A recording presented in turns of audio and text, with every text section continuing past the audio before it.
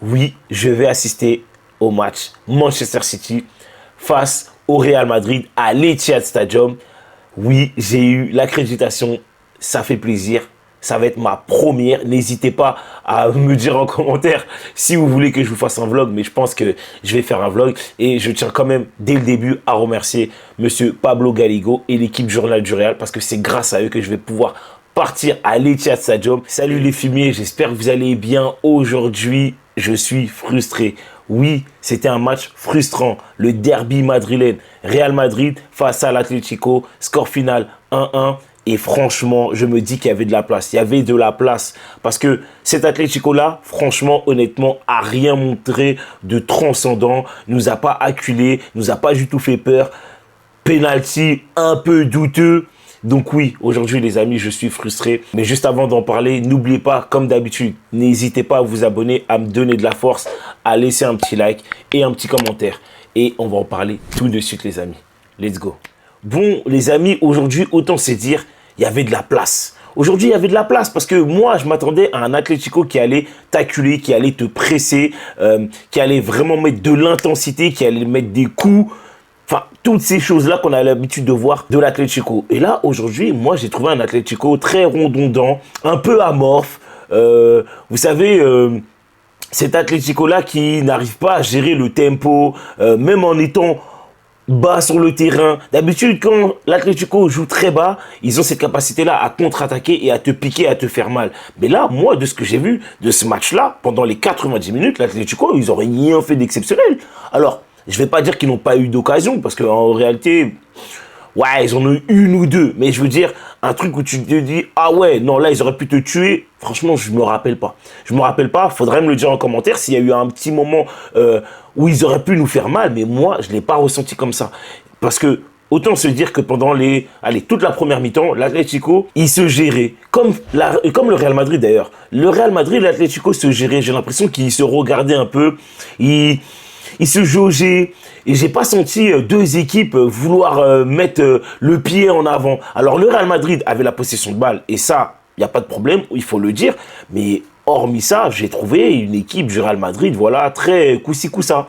C'est-à-dire qu'il gérait le tempo, il jouait à la baballe. J'ai pas senti un Real Madrid avoir envie de tuer l'adversaire. J'ai l'impression qu'ils ont vraiment voulu gérer toutes les phases offensives comme les phases défensives. Parce que par moment, l'Atlético, en première mi-temps, comment dire, ils ont eu des phases de jeu où potentiellement ça aurait pu être dangereuse. Et je mets des guillemets, dangereuse parce que franchement, mettre des frappes au-dessus de la cage ou envoyer des frappes à 50 mètres des cages côté droit ou côté gauche, bon, bah voilà, c'est pas vraiment inquiétant. C'est vraiment pas du tout inquiétant. Moi, il y a juste un moment qui m'a un peu saoulé et qui m'a frustré et qui, moi, je trouve est inquiétant, mais c'est l'arbitrage. C'est l'arbitrage. Autant se le dire, aujourd'hui, pour moi, la faute qui a été sifflée dans la surface de réparation par rapport à Tchouaméni, c'est très douteux. C'est très douteux. Je sais qu'il y a des personnes qui diraient, moi, il y a faute, mais moi, pour moi, c'est douteux. Douteux pourquoi? Parce que il y a une phase de jeu sur le côté gauche où je ne sais plus c'est qui centre. Je ne sais plus du tout quel joueur de l'Atlético centre. Et en fait, le ballon passe entre Tchouaméni et je ne sais plus quel joueur là. Je vais regarder, mais pour vous dire, je ne me rappelle même plus. Et le pied de Tchouaméni, alors là c'est le pied du joueur et il y a le pied de Tchouaméni qui est comme ça et le talon touche le joueur, mais le ballon en fait n'est même plus dans l'action de jeu. Et moi je ne comprends pas comment la VAR peut revenir sur un penalty comme celui-ci. C'est très douteux. Alors c'est sûr que si on s'arrête sur image arrêtée, on se dira il y a penalty, mais sauf que le ballon il est loin déjà. Le ballon il est très loin et moi j'arrive pas à comprendre comment on peut siffler un penalty comme ça. Moi, ça me frustre et ça m'énerve. Et le pire dans tout ça, c'est que encore une fois, ça tombe sur Tchouaméni. Parce que Tchouaméni, aujourd'hui, il fait un match correct. Aujourd'hui, il n'y a pas grand-chose à lui reprocher. Alors, ouais, par moment, il y a des petites errances défensives où il est un peu en retard par rapport à l'attaquant adverse, tout ça et tout. Mais ce que je veux dire, c'est qu'il ne s'est pas fait manger, il ne s'est pas fait bouffer. Il a montré des belles choses. Dans l'intensité, je trouve qu'il a fait le boulot. Je trouve que dans l'agressivité, il a fait le boulot. Dans l'attitude, il a fait le boulot. Franchement, moi, aujourd'hui, Tchouaméni, j'ai pas grand-chose à lui reprocher. Et vous savez très bien que d'habitude, je lui tape tout le temps dessus. Mais là, il n'y a pas grand-chose à dire de Tchouaméni. Et que dire de son taulier à côté? Asensio, c'est un patron. Asensio, c'est un patron. Asensio, je vous le dis, je ne fais pas de la comparaison, mais juste dans la gestuelle, dans sa mentalité un peu, il me fait penser à Sergio Ramos.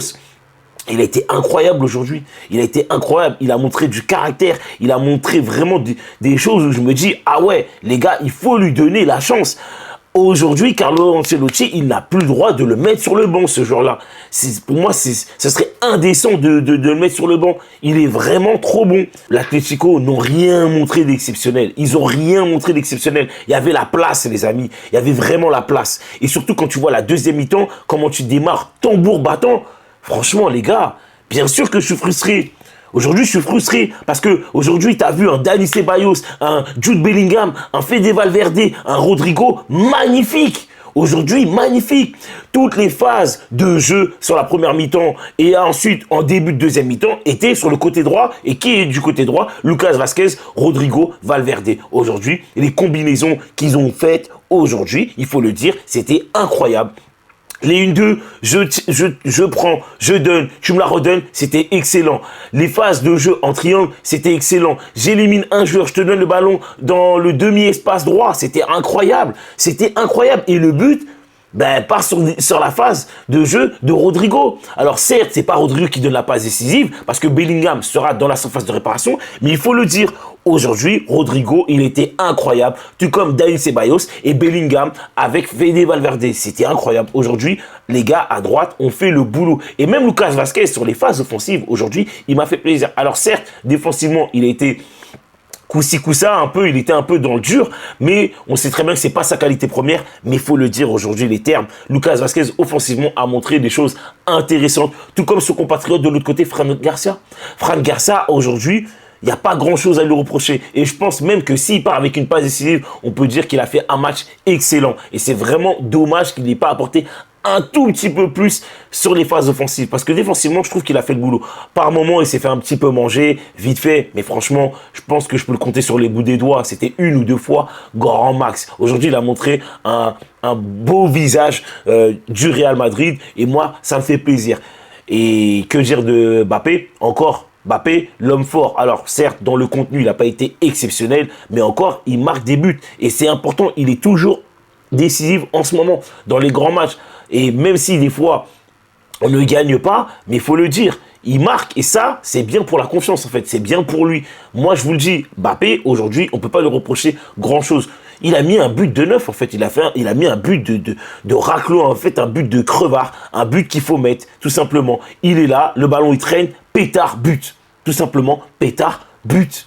C'est ce qu'on attend de Kylian Mbappé. Alors, je sais qu'il y a des gens qui s'attendent beaucoup plus encore, et moi aussi, mais de manière globale, on attend qu'il marque des buts décisifs. Là, ça n'a pas été décisif, mais s'il ne marquait pas, je vous le dis, les gars, ça aurait été très dur. Hein. Ça aurait été très, très dur face à cet Atlético-là, parce que l'Atlético, aujourd'hui, ils n'ont pas pressé, ils nous ont pas acculés. Et franchement, même dans les duels, ils étaient mous, ils pleuraient beaucoup. Franchement, moi, aujourd'hui, l'Atlético m'ont rien montré. Mais là, il y a un petit problème selon moi. C'est Vinicius Junior. Parce que Vinicius Junior, la première mi-temps, il a été mauvais et si ce n'est cataclysmique. Moi, j'ai un problème. Alors, est-ce que c'est le fait qu'il n'ait pas joué beaucoup de matchs en 2025 parce qu'il a été suspendu au moins 5 matchs en tout, parce qu'il avait pris une fois un rouge et une fois un second carton jaune qui fait qu'il a raté beaucoup de matchs, ou est-ce que c'est parce qu'en fait, il n'est pas bien en fait mentalement? Moi, c'est une question que je me pose, c'est une question que je vous pose. N'hésitez pas à me dire en commentaire ce que vous en pensez, c'est quoi votre point de vue par rapport à ça. Mais j'ai l'impression que Vinicius, il est en mode diesel. Il est en mode diesel où peut-être qu'il est perturbé par tout ce qui se passe les à côté, c'est-à-dire potentiellement voilà, son renouvellement au Real Madrid, l'Arabie Saoudite, le ballon d'or qui ne lui a pas été donné. Je ne sais pas, c'est une question que je me pose parce qu'aujourd'hui, première mi-temps, il n'a pas été bon sur tout ce qu'il a fait. Vraiment, il a raté tout ce qu'il faisait. Par contre, la deuxième mi-temps, il a été vraiment exceptionnel. Et franchement, c'est dommage qu'il ne repart pas avec au moins une passe D ou un but parce que la deuxième mi-temps qu'il a fait, c'est digne d'un vrai Vinicius. C'est le b.a.-ba de ce qu'on attend de ce joueur-là. Et moi, j'aimerais réellement que là, maintenant, il arrive à démarrer comme ça dès le début parce que là, par exemple, le prochain match, c'est mardi, c'est face à City. On aura besoin d'un Vinicius en mode essence, on n'aura pas besoin d'un Vinicius en mode diesel. Là, il faut commencer fort, il faut frapper fort. Donc voilà, moi c'est ça que moi je ressens par rapport à Vinicius. Je ne sais pas ce que vous en pensez, n'hésitez pas à me le dire. Mais là, voilà quoi, moi je vous le dis, je suis frustré de ce match-là parce que globalement, le Real Madrid a fait un match sérieux, impliqué, tactiquement bien géré. Dans l'attitude, j'ai aimé l'attitude, mais c'est dommage qu'on prend ce penalty-là. Sur pour moi, une faute litigeuse, très douteuse, bizarre, mais c'est frustrant. C'est frustrant. N'hésitez pas à me dire ce que vous en pensez en commentaire, les amis. Hein. Je finis sur ça, mais moi, je suis très frustré. Et j'ai un petit cadeau pour vous. Je vous l'annonce. Oui, je vais assister au match Manchester City face au Real Madrid à l'Etihad Stadium. Oui, j'ai eu l'accréditation. Ça fait plaisir. Ça va être ma première. N'hésitez pas à me dire en commentaire si vous voulez que je vous fasse un vlog. Mais je pense que je vais faire un vlog. Et je tiens quand même, dès le début, à remercier monsieur Pablo Galigo et l'équipe Journal du Real. Parce que c'est grâce à eux que je vais pouvoir partir à l'Etihad Stadium et voir ce match-là. Je vous le dis, je le sens, ça va être exceptionnel. Ça va être ma première. Je suis grave ému. Et un grand merci à toi, Pablo, encore une fois. Sur ce, les amis, je vous laisse sur ça, d'accord? N'hésitez pas à vous abonner, à me donner de la force, s'il vous plaît. J'en ai bien besoin. À me laisser un petit commentaire pour me dire ce que vous avez pensé de ce match-là. Est-ce que vous êtes frustré ou pas du tout? Et de toute façon, on se revoit la semaine prochaine parce que oui, je pense que quand même, moi, je vais faire un vlog. Sur ce, ciao les fumiers.